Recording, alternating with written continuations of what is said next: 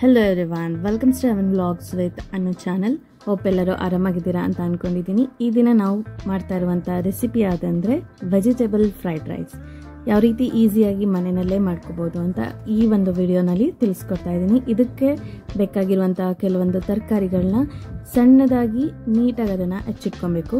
ದೊಡ್ಡದಾಗಿ ಹಚ್ಚಿಟ್ಕೊಳ್ಳೋದಕ್ಕಿಂತ ಸಣ್ಣದಾಗಿ ಹಚ್ಚಿಟ್ಕೊಂಡ್ರೆ ರೈಸ್ ಜೊತೆ ಅದು ಹೊಂದ್ಕೊಳ್ಳೋದಕ್ಕೆ ಸಹಾಯ ಆಗುತ್ತೆ. ಸೊ ಹಾಗಾಗಿ ಇದನ್ನೆಲ್ಲವನ್ನು ಕೂಡ ನಾವು ಸಣ್ಣದಾಗಿ ಇಲ್ಲಿ ಹಚ್ಚಿಟ್ಕೋತಾ ಇದ್ದೀವಿ. ಸೊ ಡಿಸ್ಕ್ರಿಪ್ಷನಲ್ಲಿ ನಾನು ಹಾಕಿರ್ತೀನಿ, ಹಾಗೂ ಈ ವಿಡಿಯೋದಲ್ಲೂ ಕೂಡ ವರ್ಡಿಂಗ್ಸಲ್ಲಿ ಹಾಕಿರ್ತೀನಿ ಯಾವ್ಯಾವ ಐಟಮ್ಸ್ ಬೇಕಾಗುತ್ತೆ ಅಂತ. ಸೊ ಪ್ಲೀಸ್ ಅದನ್ನು ನೀವು ಚೆಕ್ ಮಾಡ್ಕೊಳ್ಳಿ, ಆಗ ಈಸಿಯಾಗಿ ಯಾವ್ಯಾವ ಐಟಮ್ಸ್ಗಳು ಬೇಕಾಗುತ್ತೆ ಅಂತ ಗೊತ್ತಾಗುತ್ತೆ. ಸೊ ಅದೇ ರೀತಿಯಲ್ಲೇ ಪ್ರಿಪೇರ್ ಮಾಡ್ಕೊಳ್ಳೋದಕ್ಕೆ ಸಾಧ್ಯ ಆಗುತ್ತೆ. Let's go. ಸೊ ಈಗ ನಾವು ಯಾವ ರೀತಿ ಪ್ರಿಪೇರ್ ಮಾಡ್ತೀವಿ ಅಂದರೆ, ಫಸ್ಟು ಪ್ಯಾನ್ ಬಿಸಿ ಆಗೋದಕ್ಕೆ ಇಟ್ಕೋಬೇಕು.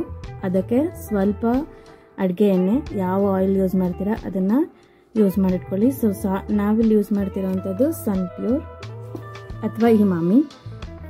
ಎಣ್ಣೆ ಕಾದಾದಾಗ ಸ್ವಲ್ಪ ಶುಂಠಿ ಬೆಳ್ಳುಳ್ಳಿ ಎರಡನ್ನು ಹಾಕಬೇಕು. ಅದಾದಮೇಲೆ ಅದ್ರ ಹಿಂದೆನೇ ಈರುಳ್ಳಿ, ಸಣ್ಣದಾಗಿ ಹಚ್ಚಿಟ್ಕೊಂಡಿರುವಂಥ ಈರುಳ್ಳಿ, ಅದ್ರ ಜೊತೆಗೇ ಸಣ್ಣದಾಗಿ ಹಚ್ಚಿಟ್ಟಿರುವಂಥ ಕ್ಯಾಪ್ಸಿಕಮ್,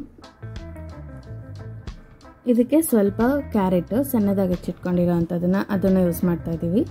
ಅದ್ರ ಜೊತೆಗೆ ಕ್ಯಾಬೇಜ್ ಅದೇನಾದರೂ ಇದ್ರೂ ಕೂಡ ಯೂಸ್ ಮಾಡ್ಬೋದು, ಬಟ್ ನಾನಿಲ್ಲಿ ಕ್ಯಾಬೇಜ್ನ ಯೂಸ್ ಮಾಡಿಲ್ಲ, ಯಾಕೆಂದರೆ ಇದಕ್ಕೆ ಅಂತಲೇ ಕ್ಯಾಬೇಜ್ ಫ್ರೈಡ್ ರೈಸ್ ಅಂತ ಒಂದು ವಿಡಿಯೋ ಅಪ್ಲೋಡ್ ಮಾಡಿದ್ದೀನಿ. ಸೊ ಅದನ್ನು ಚೆಕ್ಔಟ್ ಮಾಡ್ಕೊಳ್ಳಿ.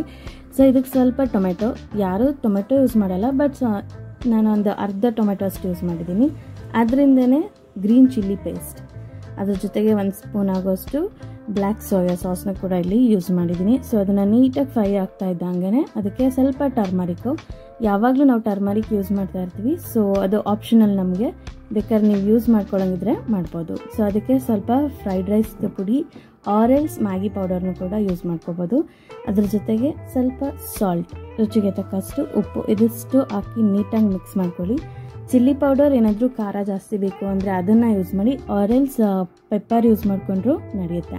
ಸೊ ಇದು ನೀಟಾಗಿ ಫ್ರೈ ಆಗ್ತಾ ಇದ್ದಂಗೆ ಇದಕ್ಕೆ ಸ್ವಲ್ಪ ಏನು ವೈಟ್ ರೈಸ್ ಆಲ್ರೆಡಿ ಕುಕ್ ಮಾಡಿಟ್ಟಿರ್ತೀರ, ಸೊ ಅದನ್ನು ಎಷ್ಟು ಜನಕ್ಕೆ ಬೇಕಾಗಿದೆ ಅದನ್ನು ನೋಡಿಕೊಂಡು ಅದನ್ನು ಮಿಕ್ಸ್ ಮಾಡಿಟ್ಕೊಳ್ಳಿ, ಯಾಕಂದರೆ ಬಿಸಿ ಬಿಸಿ ತಿಂದ್ರೇ ಇದು ಟೇಸ್ಟಿಯಾಗಿರುತ್ತೆ. ಸೊ ಇದನ್ನು ನೀಟಾಗಿ ಅನ್ನಕ್ಕೂ ಅಲ್ಲಿ ಮಾಡ್ಕೊಂಡಿರುವಂಥ ಗೊಜ್ಜಿಗೂ ಹೊಂದ್ಕೊಳ್ಳೋ ರೀತಿಯಲ್ಲಿ ಅದನ್ನು ಮಿಕ್ಸ್ ಮಾಡ್ಕೊಳ್ಳಿ.